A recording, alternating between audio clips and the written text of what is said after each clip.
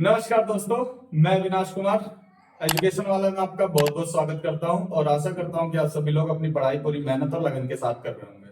दोस्तों, मैं अपनी वीडियो लेकर फिर से हाजिर हूं और अभी जो करंट में जो है आरपीएफ कांस्टेबल के एग्जाम चल रहे हैं, तो मैं जितनी भी वीडियो ला रहा हूँ वो जो भी एग्जाम में अभी पूछे जा रहे हैं हाल में, ठीक है।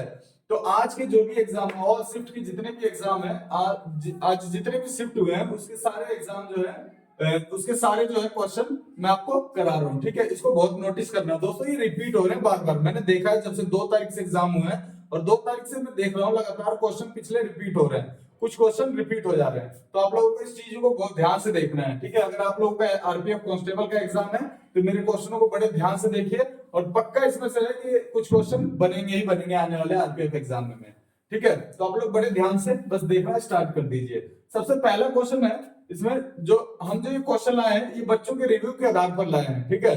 बच्चों ने जो जो क्वेश्चन बताया कि ये क्वेश्चन आया उसके रिव्यू के आधार पर हम ये क्वेश्चन लाए हैं, ठीक है। तो ये एग्जाम में आए हुए हैं, तो आप लोग बड़े ध्यान से बस देखते रहिए इसे।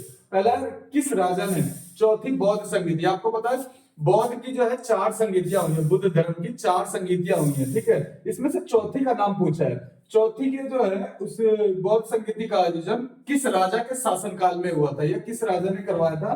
तो उस राजा का नाम था कनिष्क, ठीक है। उस राजा का नाम था कनिष्क था, उसने चौथी बौद्ध संगीति करवाई थी। मैं चारों बौद्ध संगीतियों को बता देता हूँ, क्योंकि इसमें अगर चौथी पूछी है तो आने वाले एग्जाम में क्या पता पहली, दूसरी या तीसरी भी पूछ ले। सबसे पहली जो बौद्ध संगीति हुई थी वो सन 483 ईसा पूर्व में हुई थी।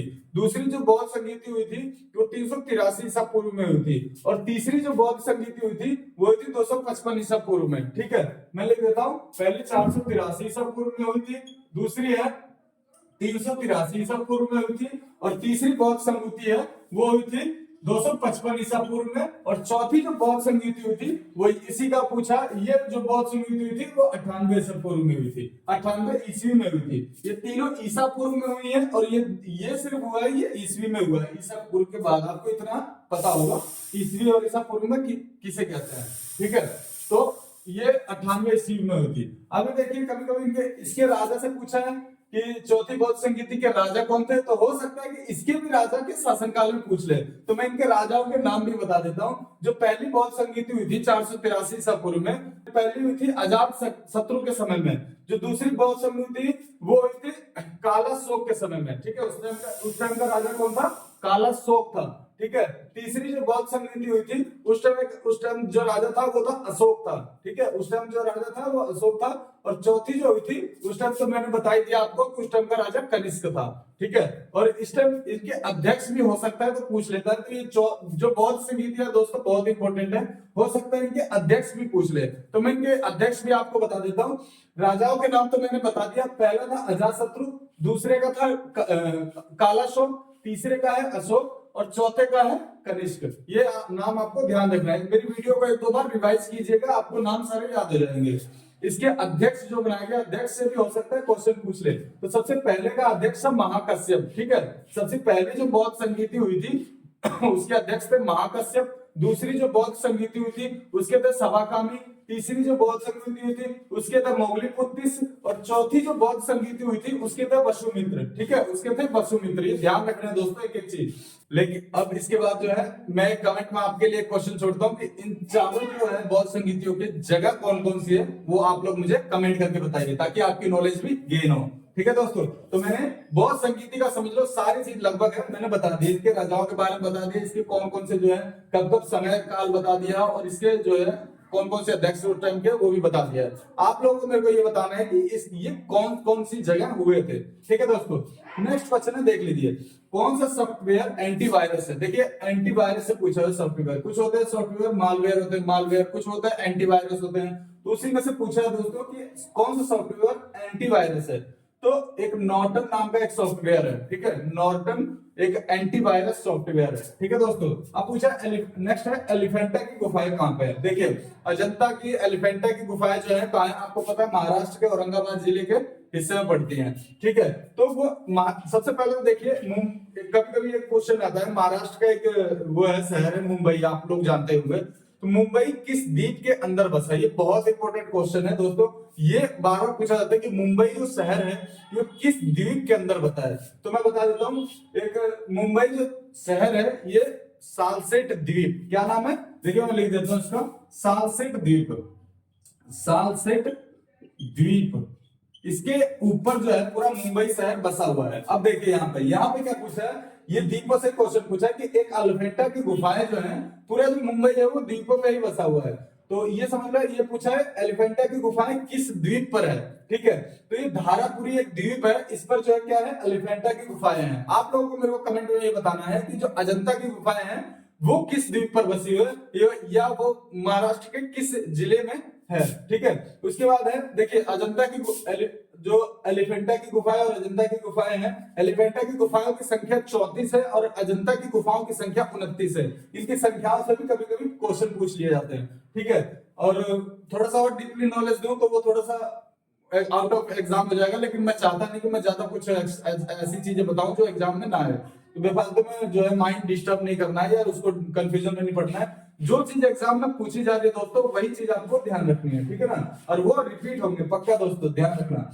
इसीलिए इस क्लास को बड़े ध्यान से देखना है। उसके बाद देखा कि 2019 में, उसके बाद पूछा 2019 में जो है ब्रिक्स सम्मेलन कहाँ आयोजित किया गया था। 2019 में जो 11वां ब्रिक्स सम्मेलन है वो कहाँ आयोजित किया गया था। ब्रिक्स पता है आपको, कभी कभी इसकी फुल फॉर्म भी पूछी जाती है। B for Brazil, R for Russia, I for India, C for China और एस फॉर साउथ अफ्रीका, ठीक है। क्या है? B for Brazil, R for Russia, I for India, C for China और एस फॉर साउथ अफ्रीका। अब इसमें पूछा है कि इसका जो 11वां सम्मेलन हुआ था दोस्तों वो कौन सी जगह पे आयोजित किया गया था। तो 11वां सम्मेलन ब्राजीलिया में आयोजित किया था, ठीक है दोस्तों। आपको अभी देखो हाल ही में जो इसमें कुछ और मेंबर ऐड हुए हैं, अभी करंट में ये क्वेश्चन पूछा जा सकता है कि हाल ही में ब्रिक्स में कुछ जो है कितने मेंबर ऐड हुए हैं। तो हाल ही में ब्रिक्स में 5 मेंबर और ऐड हुए हैं। कितने? ब्रिक्स में 5 मेंबर और ऐड हुए हैं, ठीक है दोस्तों। नेक्स्ट क्वेश्चन है, अभी देख लेते हैं नेक्स्ट क्वेश्चन। कौन सा जो है शीत मरुस्थल ठंडा शीत मरुस्थल है? तो पैटागोनिया का जो मरुस्थल है वो ठंडा शीत मरुस्थल है। अपना जो मरुस्थल है, इंडिया का जो मरुस्थल है पता है वो गर्म मरुस्थल है। सहारा का मरुस्थल, थार का मरुस्थल, सहारा का मरुस्थल तो साउथ अफ्रीका में है, अफ्रीका उसमें कॉन्टिनेंट में है। लेकिन जो अपने देश का मरुस्थल है थार का मरुस्थल जो राजस्थान में है, ठीक है, उसे थार का मरुस्थल कहते हैं, वो गर्म मरुस्थल है, ठीक है दोस्तों। लेकिन इसमें ठंडा पूछा है तो ठंडा जो है पैटागोनिया का मरुस्थल ठंडी जगह पर ठंडा मरुस्थल कहलाता है, ठीक है। उसके बाद है देखिए पहली रेल यात्रा कब चालू की गई थी, यात्री रेल। सबसे पहले आपको पता है कि पहली रेल यात्रा कब? मुंबई के पुणे से लेकर थाने के बीच में, ठीक है, पुणे से लेकर थाने के बीच में चलाई गई थी। और इसमें सन पूछा है तो सन 1853 में, 1853 में। ये तो बच्चों को याद होगा कि 1853 में ये रेल चलाई गई थी, ठीक है दोस्तों। उसके बाद देखो पूछा 1962 के भारत और चीन का जब युद्ध हुआ था उस टाइम कौन से मंत्री, किस मंत्री ने अपना इस्तीफा दे दिया था, ठीक है। तो जब 1962 का जो भारत और चीन का युद्ध हुआ था उस टाइम पे वीके कृष्ण मेनन थे, उन्होंने अपना जो है इस्तीफा दे दिया था। कौन? वीके कृष्ण मेनन, ये मिनिस्टर थे, इन्होंने अपना इस्तीफा दे दिया था। अब देखिए भोजन जो होता है उसके पाचन में, नेक्स्ट क्वेश्चन है भोजन के पाचन में कौन जो है सहायता करता है। तो भोजन के पाचन में जो है हमारा सलाइवा जो होता है, जो लार होती है, ये हमारे भोजन के पाचन में सहायता करती है, ठीक है दोस्तों। तो इसका ऑप्शन है, इसका आंसर है लार, ठीक है। उसके बाद है 1935 का अधिनियम द्वारा क्या पेश किया गया था। देखिए कभी कभी पूछ लेता, अधिनियम बहुत इंपॉर्टेंट है। और इतना ध्यान रखिए दोस्तों कि जो हमारा ये मॉडर्न जो हिस्ट्री है जिसमें आपका संविधान हो जाता है और जो अपनी वैसी काली जो भी अंग्रेजों के शासन काल के समय के बाद जो उन्होंने क्या क्या नीतियां लागू की वो भी बहुत इंपॉर्टेंट हो जाते हैं। इसमें देखो ये पूछा है कि 1935 के अधिनियम द्वारा क्या पेश किया गया था। मैं अभी फिलहाल 3 अधिनियम के बता देता हूँ। सबसे पहला एक 1919 का, एक 1909 का और एक 1935 का। इसके बारे में भी थोड़ी चर्चा कर लेंगे।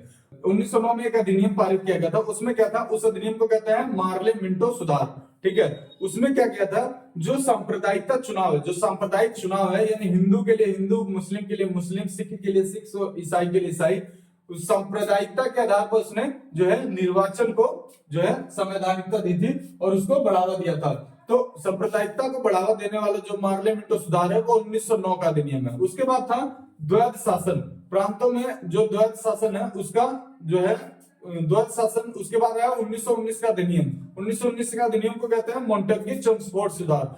और इस शासन का, इस जो अधिनियम का नाम है, इसका नाम है द्वैध शासन, यानी दो शासन, एक केंद्र की शासन और एक प्रांत के शासन। उसने बताया था उस 1909 के शासन में है कि एक केंद्र की सरकार के हिसाब से शासन चलेगा और एक प्रांत के हिसाब से शासन चलेगा। और इसमें पूछा है कि 1935 का अधिनियम, 1909 का बता दिया, 1919 का बता दिया, अब 1935 का देख लीजिए।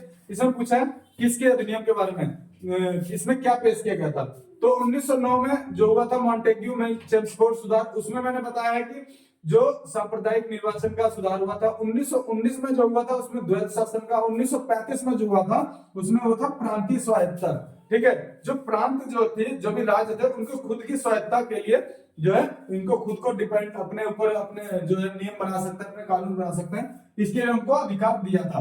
ठीक है, 1935 का अधिनियम पे। उसके बाद देख लेते हैं उसके बाद देख लेते हैं इसरो ने चंद्रयान 2 के लिए किस जो है जो प्रक्षेपण यान होता है, जो उनका व्हीकल होता है, उसका उपयोग किया था। तो चंद्रयान 2 के लिए जिस व्हीकल का उपयोग किया था उस व्हीकल का नाम है GSLV MK3।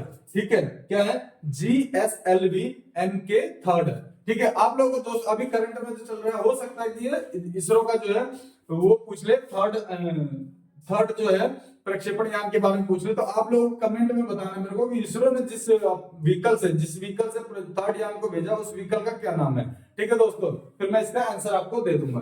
दोस्तों अभी देखिए, हम जो अभी आरपीएफ कांस्टेबल के एग्जाम चल रहे हैं उसके बड़े इंपोर्टेंट क्वेश्चन आए हैं और हम डेली इसको रिवाइज कर रहे हैं, डेली इसका रिव्यू कर रहे हैं कि कौन कौन से एग्जाम क्वेश्चन में बन रहे हैं। ठीक है, और क्या क्या हो सकता है आने वाले जो एग्जाम है, जो भी है 7, 8 तारीख, 10 तारीख, 12 तारीख, 15 तारीख, 16 तारीख, 20 तारीख, जो भी है एग्जाम, जो भी है क्या क्या एग्जाम में आ सकते हैं, उसको हम रिवाइज करके अपने क्वेश्चनों को और डीपली से आपको बता रहे हैं। ठीक है, देखिए अभी जैसे मैंने बताया पहले क्वेश्चन में कि बौद्ध संगीति के बारे में सिर्फ चौथी पूछी थी, लेकिन मैंने पहली से लेकर चौथी सारी में आपको डीपली बता दी। हो सकता है किसी भी क्वेश्चन को आपको पूछ ले। ठीक है दोस्तों, तो बड़े ध्यान से इस क्लास को देखना है और ज्यादा से ज्यादा हो सके तो इसको शेयर कर दीजिए।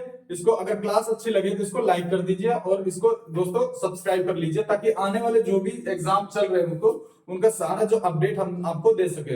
ये ऑल शिफ्ट के सारे एग्जाम पूछे गए, जो जितने भी हैं ऑल शिफ्ट के जो भी बच्चे हैं उनसे हमने रिव्यू लिया है और जो इंपॉर्टेंट पॉइंट उन्होंने बताया है, क्या क्या क्वेश्चन आए हैं जीएस के, वो सारे हम आपके अपनी इस क्लास में लाए हैं। ठीक है दोस्तों, तो आशा करता हूँ ये क्लास आपको अच्छी लगी होगी और ज्यादा इसको शेयर कर दीजिए और सब्सक्राइब कर लीजिए। ठीक है दोस्तों, धन्यवाद।